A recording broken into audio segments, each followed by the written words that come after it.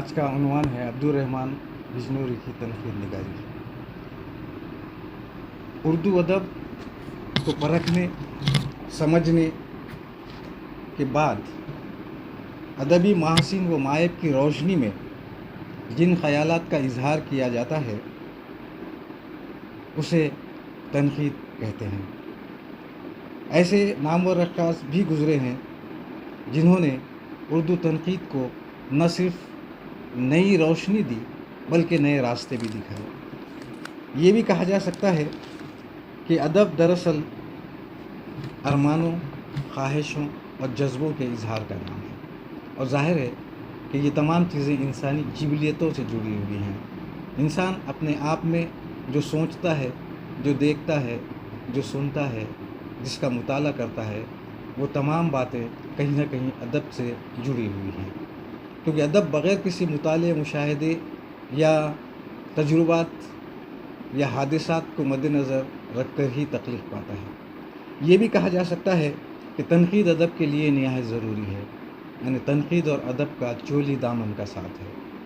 جب ایک شاعر، ایک ادیب اپنی تخلیقات کو ضبط تحریر میں لاتا ہے تو اسے 3 بار 4 بار اس پر غور بھی کرتا ہے، اور کئی دفعہ رد و قبول کے بعد ایک فن پارہ ہمارے سامنے آتا ہے۔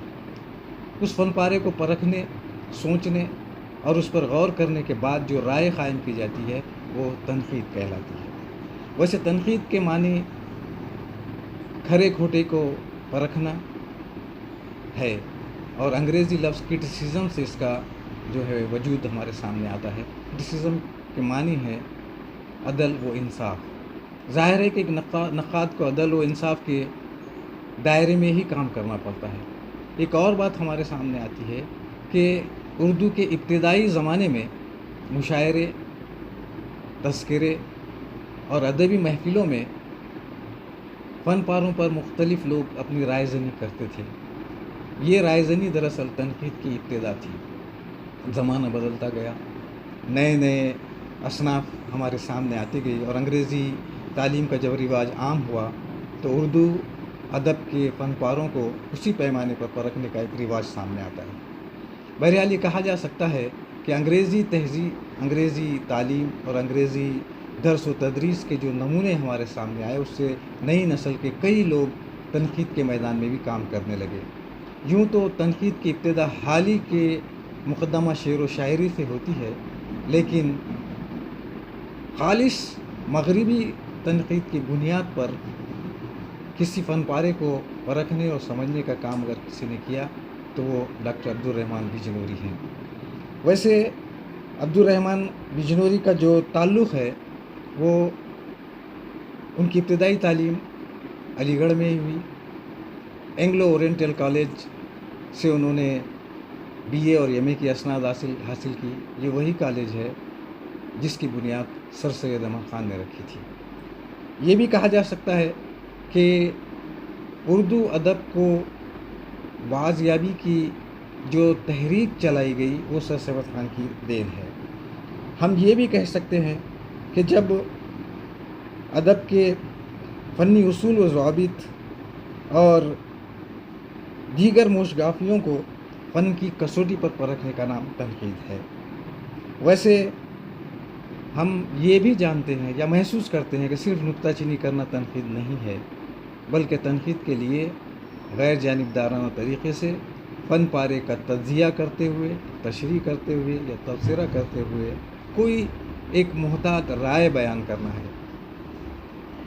ایک بات کا اندازہ اس سے بھی ہو جاتا ہے کہ مفکر ہڈسن یہ کہتا ہے کہ ادبی نقاد وہ ہے جس میں کسی فن پارے کو سمجھنے اور اس پر غور کرنے کی خاص صلاحیت ہوتی ہے، یعنی تبصرہ، تجزیہ یا تشریح یہ بھی تنقید کی زمرے میں آ سکتا ہے۔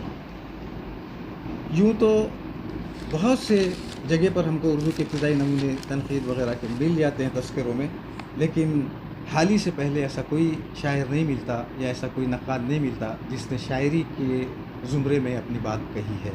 یعنی مقدمہ شعر و شاعری وہ پہلی کتاب ہے جس میں تنقید کے کچھ رجحانات مل جاتے ہیں، خاص طور سے شاعری کے بارے میں، کہ शायरी में कौन कौन सी चीज़ें होनी चाहिए, शेर किस तरीक़ा होना चाहिए। यही बात शिबली और मोहम्मद हुसैन आज़ाद ने भी तनक़ीदी नुक्ते नज़र से बयान की हैं। बहरहाल हम ये कह सकते हैं कि इस कोशिश को आगे बढ़ाने का काम अब्दुल रहमान बिजनूरी ने किया। उनकी पैदाइश 1881 या 1885 ईस्वी में हुई और वहाँ से वो अपना सफ़र जारी रखते हैं। ये भी कहा जा सकता है कि जिस ज़माने में वो तालिब इल्मी के दौर में थे, साम्राज्यी हुकूमत, साम्राज्यी ताकतें हिंदुस्तान पर हावी थी और उनके जुल्म व सितम से आज़ाद होने का जज्बा जो है या तहरीकें जो है परवान चढ़ रही थी। ज़माने तालिब इल्मी में ही उन्होंने कौमी अहमियत को समझा और ऐसे तालिब इल्मों का एक गिरोह जो कौमी हुर्रियत का हामिल था, उनकी क़यादत भी की। 1907 ईस्वी में कॉलेज में एक हड़ताल हुई और वो हड़ताल साम्राज्यी ताकतों के ख़िलाफ़ थी। बिजनूरी उसकी क़यादत कर रहे थे। यानी वो ज़माना है जब अब्दुल रहमान बिजनूरी के ख़यालात तश्कील पा रहे थे, उनके ज़हन की भी तश्कील हो रही थी और उनके दिल में कौमी अज़मत का एहसास परवान चढ़ रहा था। इत्तेफाक से 1910 ईस्वी में उन्हें यूरोप जाने का मौका मिला। यूरोप में उन्होंने बार-ए लॉ की डिग्री हासिल की, साथ ही तुर्की और जर्मनी ज़बानों का भी मुताला किया, उस पर महारत हासिल की और वहाँ रहकर उन्होंने देखा कि मग़रिब में जो तहज़ीबी खोखलापन है, जो दिखावा है, जो इस्तेसाल है, वो बहुत करीब से महसूस करने लगे और वहीं से वो एक नई सोच और फ़िक्र लेकर हिंदुस्तान आए। उन्होंने कई मामलों में हिंदुस्तानी तहज़ीब, हिंदुस्तानी अदब, हिंदुस्तानी माशरे को मग़रिबी माशरे से बेहतर पाया और वहीं उनके जहन में ये ख़याल पैदा हुआ कि कहीं ना कहीं हिंदुस्तानी अदब को अंग्रेज़ी अदीबों और शायरों के बराबर मुकाबिल ला के खड़ा किया जाए। चुनांचे अब्दुल हक के कहने पर उन्होंने गालिब की शायरी पर एक मक़ाला तरतीब दिया जिसका नाम था महसीन कलाम गालिब। अब महसीन कलाम गालिब लिखने की वजह भी ये थी कि उनको गालिब से बहुत ज़्यादा लगाव था, गालिब की अज़मत के मोतरिफ़ थे और गालिब की शायरी को बहुत ज़्यादा पसंद भी करते थे। बहरहाल उन्होंने ये तरतीब दी। उसके बाद एक और उनका तख्लीक़ी कारनामा सामने आता है जिसका नाम है बाक़ियात बिजनूरी। इसमें भी कुछ चीज़ें हमको तनक़ीद से मुताल्लिक़ मिल जाती हैं। गीतांजलि नाम की एक किताब उन्होंने तरतीब दी थी, उनके ख़यालात का जो इज़हार किया उसमें भी कुछ हमको तनक़ीदी रुझानात मिल जाते हैं। फिर भी उनका अहम कारनामा तो सिर्फ महसीन कलाम गालिब ही कहा जा सकता है। बाज़ नाक़िदीन का कहना है कि बिजनूरी पहले नाक़िद हैं जिन्होंने मशरिक़ व मग़रिब दोनों अदबियात के मुताले के बाद अपनी राय क़ायम की है। यानी दोनों ज़बानों से वो वाक़फ़ियत रखते थे, मशरिक़ियत के भी और मग़रिबी के भी। मग़रिब में उन पर बहुत असर डाला लेकिन वो उससे मरूब नहीं हुए, बल्कि वो ये बात साबित करने की कोशिश करते थे कि हिंदुस्तानी चीज़ें या अदबी फ़नपारों को किसी से कमतर नहीं गर्दाना जा सकता, बल्कि वो मग़रिबी फ़नपारों के मुकाबले में बेहतर ही हैं। चुनांचे उन्होंने यही बात अपने पेश नज़र रखी और ये बात वाज़ेह करने की कोशिश की कि बिजनूरी ये बताने की कोशिश करते हैं कि गालिब के महसीन कलाम गालिब में वो तमाम बातें उनका इजहार कहीं ना कहीं करते हैं कि गालिब एक अजीम शायर है। दूसरी बात यहाँ पर ये आ जाती है कि मग़रिब के मुख्तलिफ़ शायरों और अदीबों से वो उसका मवाज़ना भी करते हैं और ये एहसास दिलाते हैं कि गालिब दरअसल मग़रिबी अदीबों से कम नहीं है। एक बात और ये समझ में आती है और वो ये है कि कभी कभी वो गालिब को बरतर साबित करने के लिए कुछ ऐसी बातें भी कह जाते हैं जिनका कोई ताल्लुक़ नहीं होता। मसलन वो कहते हैं कि भाई साहिब नज़र एक निगाह में महज रंग से बतला सकते हैं कि तस्वीर मिस्र के अहद अवलीन से, हिंदुस्तान के अहद अजंता से या फ़रंग के क़ुरून वस्ता या अतालिया के ज़माने अहिया से मुताल्लिक़ है। हर अहद के मुसव्विर अपना रंग भी अपने हमरा लाते हैं। तीतियान के रंगों में भी वही सुकून है जो इसकी जुम्बिश मुक़लम में है और गागीन के रंगों में भी वही हिजान है जो इर्तियाश इसके तक़य्युल में है। मिर्ज़ा ने ख़ुद आफरीदा तशबीहात और इस्तियारात का इस तरह बेतकल्लुफ़ अंदाज से इस्तेमाल किया है कि ये मालूम होता गोया ये हमेशा हमारी ज़बान में मौजूद थे, हज़ार बार सुने जा चुके हैं। इस इक़्तिबास से ये ज़ाहिर होता है कि बिजनूरी ने ذرا سی بات کے لیے ایک بہت لمبی تمہید باندھی اور یورپ کے مصوروں اور آرٹ کی تکنیک کا ذکر کیا جو غالب کی شاعری اور مصوروں کی محنت و مشغلے سے بالکل مختلف ہے. ان کا آپس میں کوئی میل نہیں ہو سکتا. ایک بات اور کہی جا سکتی ہے کہ بجنوری غالب کو ایک فلسفی شاعر مانتے تھے، اس لیے غالب کا مقابلہ انہوں نے جو مغربی مفکرین ہے جس میں خاص طور سے ڈاروین، اسپینسر، ہیگل، برکلے اور نیتشے ہیں، ان سے کیا. اور اس بحث سے ان کے یہ پتہ چلتا ہے کہ بجنوری نے تقابلی تنقید کے بہترین نمونے پیش کیے ہیں، یعنی ان کی تنقید نگاری کے نظریات تقابلی تنقید کے زمرے میں آ سکتی ہیں. لیکن ایک بات یہ بھی سمجھی جا سکتی ہے کہ تقابلی تنقید تو پہلے سے موجود ہے، لیکن تقابلی تنقید جو اردو کے شاعروں اور ادیبوں کی ہوا کرتی تھی وہ عربی اور فارسی شاعروں سے ہوا کرتی تھی، اس میں تفصیل بھی نہیں ہوتی تھی.